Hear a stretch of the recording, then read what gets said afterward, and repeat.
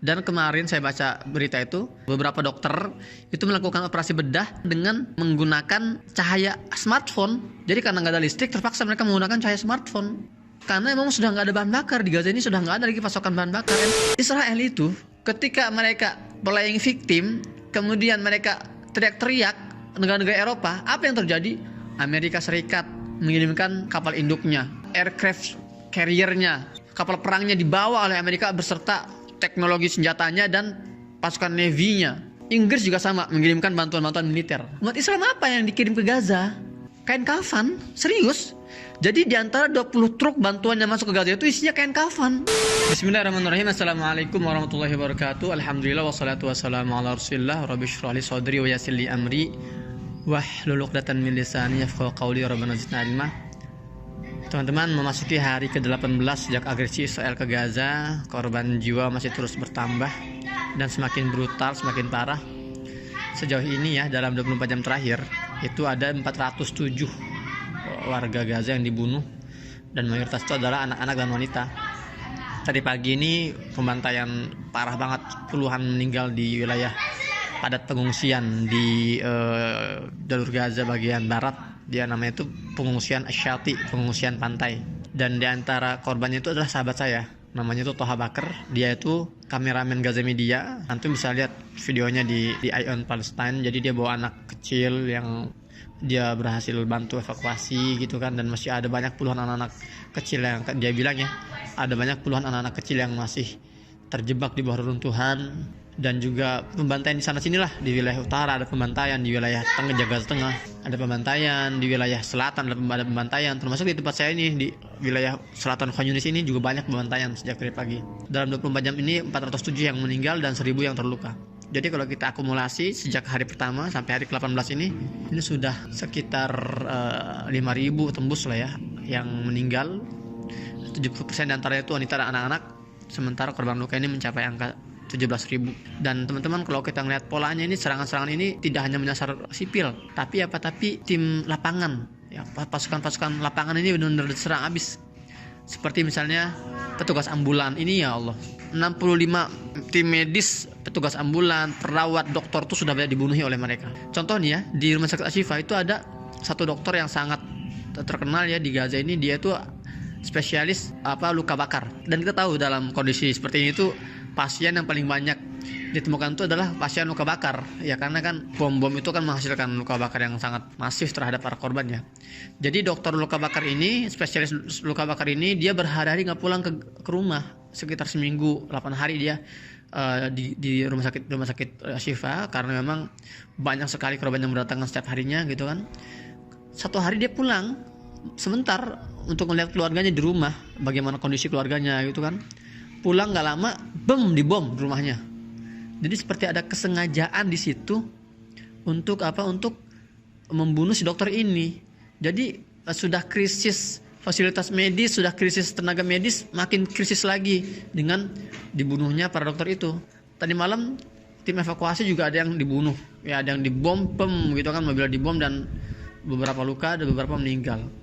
Dan kita tahu proses evakuasi korban ini nggak gampang teman-teman. Jadi bayangin, satu tower yang berisi 12-14 apartemen itu jatuh dan mereka harus mengevakuasi korban-korban itu dengan peralatan seadanya.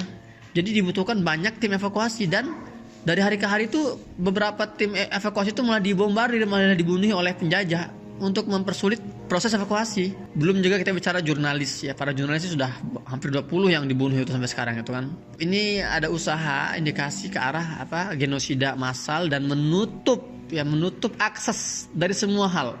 Akses medis berusaha dihambat, akses komunikasi dihambat, akses logistik juga pasti itu dihambat. Dan ya sayang sekali lagi, dunia hanya bisa menonton, melihat pembantaian di depan mata ini, di depan miliaran pasang mata ini. Satu kasus nih, tadi malam itu contohnya di Rumah Sakit Indonesia di wilayah utara itu sempat mati total karena nggak ada bahan bakar. Dan kemarin saya baca berita itu, beberapa dokter itu melakukan operasi bedah dengan menggunakan cahaya smartphone. Jadi karena nggak ada listrik, terpaksa mereka menggunakan cahaya smartphone.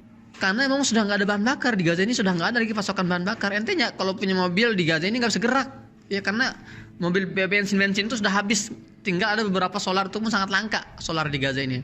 Jadi bayangkan coba, rumah sakit mana di dunia ini yang membedah pasiennya dengan bermodalkan flash smartphone. Bukan cuma itu doang, banyak puluhan korban luka di Gaza ini. Bayangkan, korban luka anak-anak dan wanita itu dioperasi bedah tanpa menggunakan anestesi, tanpa menggunakan obat bius. Ya Allah, itu gimana coba bayangkan? Harus digores lukanya, harus dipotong bagian kulitnya, bagian dagingnya tanpa dibius. Kenapa? Karena emang sudah kekurangan obat bius. Dan kalau kemarin misalnya sempat euforia ada 20 truk masuk ke Gaza. Teman-teman, di Gaza ini kondisi harian sebelum ada agresi ya, tapi di blokade nih. Bertahun-tahun Gaza ini 2,3 juta warga Gaza ini itu membutuhkan tidak kurang dari 500 truk logistik setiap hari. Sekali lagi, dalam kondisi normal, kondisi blokade normal, nggak ada agresi, per hari itu warga Gaza ini membutuhkan 500 truk logistik untuk memenuhi kebutuhan minimum warga Gaza. Jadi 500 truk itu juga sebetulnya nggak bisa maksimal karena itulah kebijakan blokade Israel ke Gaza. Nah ini masuk 20 truk setelah 17 hari. Bayangin coba. Jadi hampir nggak kerasa dampaknya. Makanya kemarin Kementerian Kesehatan di Gaza ini sudah membuat rilis. Mereka mengatakan bahwa tidak ada satu obat pun yang masuk yang kami terima dari 20 kontainer, 20 truk yang masuk dari Mesir saat itu. Belum lagi logistik lain. Jadi memang jangan kita terkadang itu termakan oleh narasi seolah wah ini adalah sebuah kesuksesan memasukkan 20. Enggak. Jadi narasi yang harus kita baca itu apa? Israel itu melarang ratusan truk untuk masuk dan hanya menyisakan 20. Itu narasinya. Jadi kalau dipresentasikan tuh cuman 0,2% dari kebutuhan minimum yang harus masuk ke Gaza, 20 truk itu. Nah, memang kondisi semakin rumit kalau kita bahas ya. Dan bombardir juga di malam hari benar-benar intens sekali gitu kan, mengerikan sekali suara-suaranya. Nah ini nih suara-suara pesawat gini nih, ini dekat banget nih. Biasanya nggak lama lagi ada suara bom ke pesawat gini nih. Ya, nah teman-teman saya ingin ya kita bicara yang lebih optimistis lah ya. Nah ini saya tadi dapat sebuah artikel bagus banget nih teman-teman. In takunu ta'lamuna fa innahum ya'lamuna kama ta'lamun. Kalau kalian terluka wahai warga Gaza, sesungguhnya musuh kalian juga itu terluka namun bahkan lebih parah. Di sini ada sebuah artikel yang menghitung kerugian Israel sejak dimulainya operasi Taufan Al-Aqsa ini. Saya akan bacakan beberapa poin ya. Pertama, kerugian secara langsung dan tidak secara langsung itu mencapai 100 miliar dolar. Kemudian kerugian secara langsung infrastruktur itu senilai 4 miliar dolar. Infrastruktur yang rusak oleh serangan-serangan balasan para pejuang. Kemudian juga ada bursa yang anjlok ya, bursa Tel Aviv itu anjlok sampai 10% dengan nilai kerugian 29 miliar. Rasakan tuh. Kemudian berhentinya produksi gas yang mencapai kerugian 6 miliar dolar. Kemudian juga ada tidak beroperasinya pelabuhan Ashkelon itu membuat kerugian 24 miliar dolar ya, bukan rupiah, dolar ini. Kemudian juga biaya operasi militer selama ini, operasi militer udara ya, itu mencapai 7 miliar dolar. Ini kita baru bicara angka-angka, belum kerugian secara mental. Itu Masya Allah, sudah banyak sekali. Sejak awal operasi Taufan Al-Aqsa ini sudah ribuan pemukim Yahudi Israel ini yang mengalami gangguan kejiwaan itu sudah banyak sekali. Itu laporan-laporan ya, ada datanya. Nah, dan kemarin juga teman-teman akhirnya ada beberapa tank baja Israel merangsek masuk ke wilayah Khan Yunis di perbatasan timur. Masuk, mereka kira bakal aman-aman aja kan gitu kan, melihat wah ini nggak ada yang jaga itu. Ternyata ada jebakan di situ. Para pejuang tuh berhasil menyerbu, membuat jebakan dan menyerbu mereka. Satu orang tewas ya, satu tentara Israel tewas dan beberapa luka-luka. Yang terluka itu melarikan diri ke wilayah perbatasan Israel. Mereka meninggalkan tank-tank bajanya di belakang mereka. Ya kita sudah prediksi lah bahwa nggak mungkin sekali mereka masuk perang darat ya dengan kondisi mereka seperti ini gitu ya. Sekali lagi saya katakan bahwa Israel ini sebuah negara tanda kutip yang sangat bergantung pada ekonomi mereka gitu. Karena kalau ekonomi mereka ambruk, mereka juga ambruk. Kalau Gaza mah ya sudah biasa, sudah ambruk mah sudah dari awal juga, sama sudah nggak punya duit Gaza mah kan. Artinya mereka nothing tulus lah gitu kalau orang Gaza itu. Sebaliknya orang Gaza kalau mereka terbunuh ya mereka insya Allah syahid, ganjarannya langsung surga. Ada sebagian ulama mengatakan orang syahid itu nggak akan merasakan alam barzah tapi langsung ke surga. Keren banget ya, Allah alam tuh. Itu kerugian material dan kerugian psikologi. Nah semalam juga para pejuang Gaza melepaskan 2 pemukim ilegal Yahudi, nenek-nenek dilepaskan karena kondisi mereka yang sangat kritis, kondisi kesehatan, jadi dilepaskan dengan alasan kemanusiaan. Ini sebuah luar biasa. Lagi-lagi ini menggampar wajah Barat yang selama ini menuduh para pejuang ini menyiksa para tawanan. Kedua nenek-nenek ini akhirnya dibebaskan dan bodohnya pihak penjajah itu, kedua nenek ini dikasih panggung untuk bicara depan media. Udah. Makanya saya baca tadi pagi itu banyak media-media Israel itu yang mengatakan ini sebuah blunder besar. Kenapa kita memberikan kesempatan kedua mantan tawanan itu untuk bicara depan media? Kedua nenek ini polos, menyampaikan apa adanya. Bagaimana mereka itu diperlakukan dengan sangat baik oleh para pejuang. Mereka sangat dirawat dengan hati-hati, tidur di atas kasur yang empuk, makan di atas meja yang sama dengan para pejuang gitu kan, dengan makan makanan yang paling baik yang bisa mereka berikan oleh para pejuang itu. Jadi banyak pihak-pihak Israel ini yang menganggap ini blunder banget nih. Ini benar-benar kekalahan terbesar nih. Kenapa kita malah membiarkan nenek-nenek ini ya yang baru bebas ini malah bicara depan media gitu kan. Itulah wayam kurullah Allah khairul makirin. Mereka ini berusaha untuk berkonspirasi, mereka ini berusaha untuk merencanakan sesuatu yang jahat, tapi Allah ini sebaik-baik perencana gitu kan. Yuriduna an yutfi'u nurallahi wallahu mutimmu nurihi walau karihal kafirun. Mereka berusaha untuk memadamkan cahaya-cahaya Allah, tapi Allah menyempurnakan cahaya-cahayanya. Mereka berusaha menuduh orang-orang Gaza ini sebagai orang-orang yang barbar, orang-orang yang tidak berperi kemanusiaan gitu kan. Tapi mereka blunder dan memberikan panggung untuk membuka kedok sesungguhnya orang Gaza yang ternyata sangat manusiawi, sangat humanis, Masya Allah Ta'ala. Nah sekarang saya mau masuk ke pembahasan terakhir sebelum saya tutup konten singkat hari ini. Ada yang bertanya kepada saya, dan banyak ini yang bertanya, Ustadz, kemana negara-negara Arab itu Ustadz? Kenapa nggak bergerak bantu Palestina? Kenapa mereka itu terkesan menutup mata, terutama para petinggi-petinggi negara-negara Arab gitu ya? Teman-teman gak usah aneh. Memang kondisi ini sudah digambarkan oleh Nabi Muhammad SAW sejak 1400 tahun yang lalu. Ada sebuah hadis diriwayatkan oleh Sauban. Sauban ini salah satu hamba sahih Nabi SAW.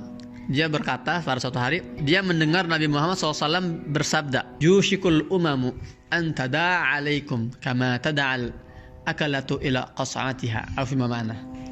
Apa kata beliau, kata Nabi SAW, sudah dekat masa di mana umat-umat, artinya kaum kafir itu, musuh-musuh kalian itu akan saling saling memanggil, saling mengajak, saling neraktir gitu kan. Kama tada'atal akalatu ila qasatiha, seperti hewan-hewan buas yang saling memanggil untuk menyantap buruannya, mangsanya. Kalian bisa ngebayangin gak sih sekelompok haina misalnya ya, hewan haina atau singa itu berbondong-bondong ya memangsa buruannya yang sudah mati dan lagi dihabisi gitu ya. Seperti itulah kondisinya kata Nabi. Sudah dekat masa itu. Umat muslim ini posisinya sebagai mangsa, sebagai buruan, sementara musuh-musuh Islam itu sedang menjadi predatornya gitu ya.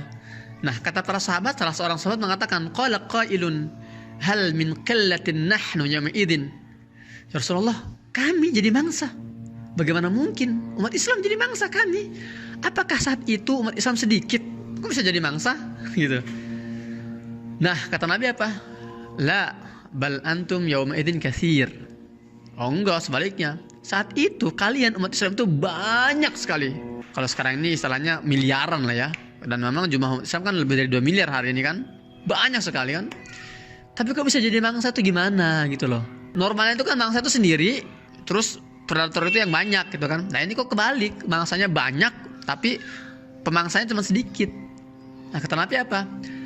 Walakinnakum ghusa ka ghusa isil. Tapi saat itu jumlah kamu yang banyak itu nggak berbuat apa-apa. Itu seperti buih-buih di tepi pantai, ombak Ya, ombak yang bergulung di tepi pantai itu ada buih-buihnya tuh. Buih-buih itu nggak ngapain. Kalian kalau berdiri nih di pantai, terus terkena buih-buih itu, sakit nggak? Enggak, karena itulah buih.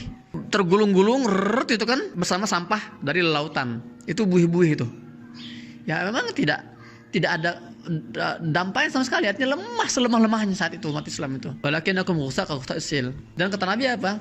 Wala yanza'anallahu min suduri aduwikum al-mahabata minkum. Dan hari itu Allah mencabut rasa wibawa, hibah, itu haibah, rasa hormat, rasa respect kalian dari jiwa-jiwa musuh kalian. Hari itu umat Islam nggak ada wibawanya. Hari ini maksudnya. Kita lihat umat Islam sekarang apa? Nggak bisa ngapa-ngapain. Teman-teman bayangin coba. Israel itu ketika mereka playing victim, kemudian mereka teriak-teriak negara-negara Eropa, apa yang terjadi? Amerika Serikat mengirimkan tentaranya, kapal induknya, aircraft carrier-nya, kapal perangnya dibawa oleh Amerika beserta teknologi senjatanya dan pasukan Navy-nya. Inggris juga sama, mengirimkan bantuan-bantuan militer. Umat Islam apa yang dikirim ke Gaza? Kain kafan, serius. Jadi di antara 20 truk bantuan yang masuk ke Gaza itu isinya kain kafan, laki-laki dan perempuan. Ada juga logistik seadanya. Ini kan sebuah lelucon sebetulnya. Ketika Israel itu didukung penuh oleh negara-negara Eropa dengan bantuan militer, Gaza dibantu dengan logistik. Ini adalah pembenaran bukti bahwa nubuat Nabi itu benar. Hari itu kita tidak ada wibawanya lagi, umat Islam tidak ada wibawanya. Sangat memalukan sekali. Dan apa kata Rasulullah selanjutnya? Wala yaqdhifannallahu fi qulubikum alwahan. Jadi Allah enggak cuma mencabut rasa wibawa umat Islam dari hati-hati musuh itu, tapi Allah juga meletakkan sebuah penyakit ke dalam hati-hati mayoritas umat Islam saat itu. Namanya apa? Al-wahan. Nah, sahabat bertanya, "Wa mal wahan? Ya Rasulullah, apa itu wahan?" Apa jawabannya? Hubbud dunya wa karahiyatul maut. Bukan cinta dunia dan takut mati, beda. Hubbud dunya, cinta dunia dan benci kematian. Beda antara takut mati dengan benci kematian. Kalau takut mati itu semua orang pasti ada rasa takut mati lah. Saya pun terkadang takut. Wah, ini ada bombardir. Gemetar juga saya. Wajar, manusiawi. Tapi kalau sudah benci kematian, itu sudah levelnya level orang-orang kafir sana.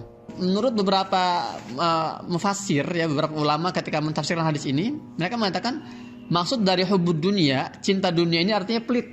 Jadi dua sifat utama orang Yahudi itu, pertama hubbud dunia, cinta dunia, artinya pelit, nggak mau berbagi gitu kan sesamanya. Kedua, karahiyatul maut itu artinya itu nggak mau berperang. Jadi pelit dalam berbagi, takut dalam menuju ke medan perang. Itu maksud dari dua itu.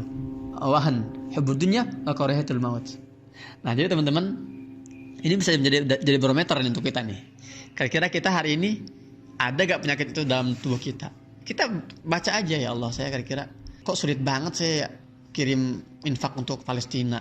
Kayaknya berat gitu loh. Mendingan dibeliin kuota lah, atau mendingan dibeliin HP lah, atau gimana. Hati-hati itu. Jangan-jangan itu sudah masuk dalam hubbud dunia itu. Karahiyatul maut, benci kematian, maksudnya apa? Nggak mau berjuang. Jangankan berjuang di medan pertempuran, berjuang di media sosial pun nggak mau. Itu sudah karahiyatul maut, itu maksudnya jatuhnya itu.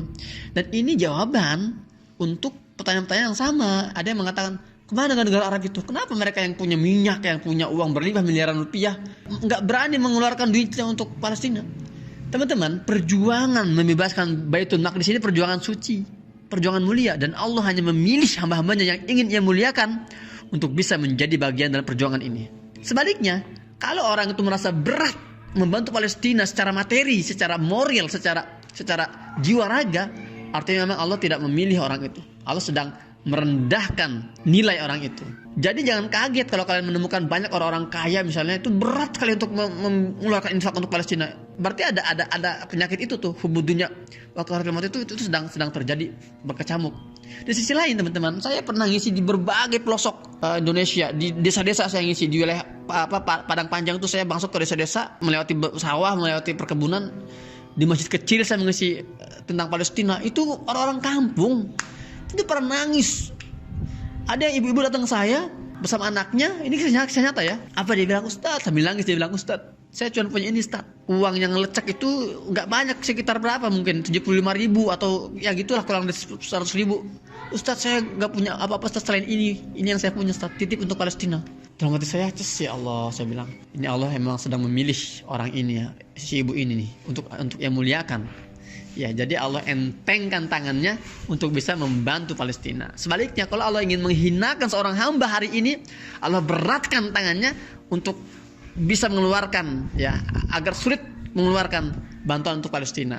Sekali lagi, itu adalah cara untuk kita mengukur setinggi apa akidah kita di akhir zaman seperti ini. Dia dengan mengukur apakah kita ini masuk ke dalam kategori yang hubbud dunya atau kita hubbul akhirah.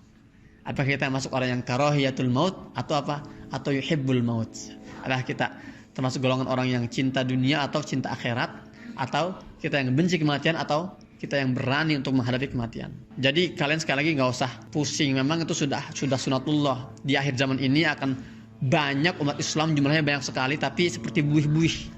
Dan mayoritas dari mereka adalah orang-orang yang sudah terjangkit penyakit hubbud dunya wa karahiyatul maut. Makanya teman-teman, kalau kita terasa ada rasa sesak, nyesel, berat untuk memberi bantuan Palestina, ya jangan gitu ya, itu salah satu bentuk indikasi bahwa kita juga terkena racun bernama wahan itu. Semoga antum semua yang menonton video ini Allah selamatkan ya kita semua ya, Allah selamatkan, Allah bersihkan diri kita dari penyakit Tuhan ini, dan semoga kita semua termasuk dalam hamba-hamba Allah yang Ia muliakan, yang Allah muliakan untuk bisa berkontribusi dan berperan dalam pembebasan Masjidil Aqsa, Baitul Maqdis dan Palestina. Demikian saya Muhammad Hussein di Gaza Palestina, pamit. Assalamualaikum warahmatullahi wabarakatuh.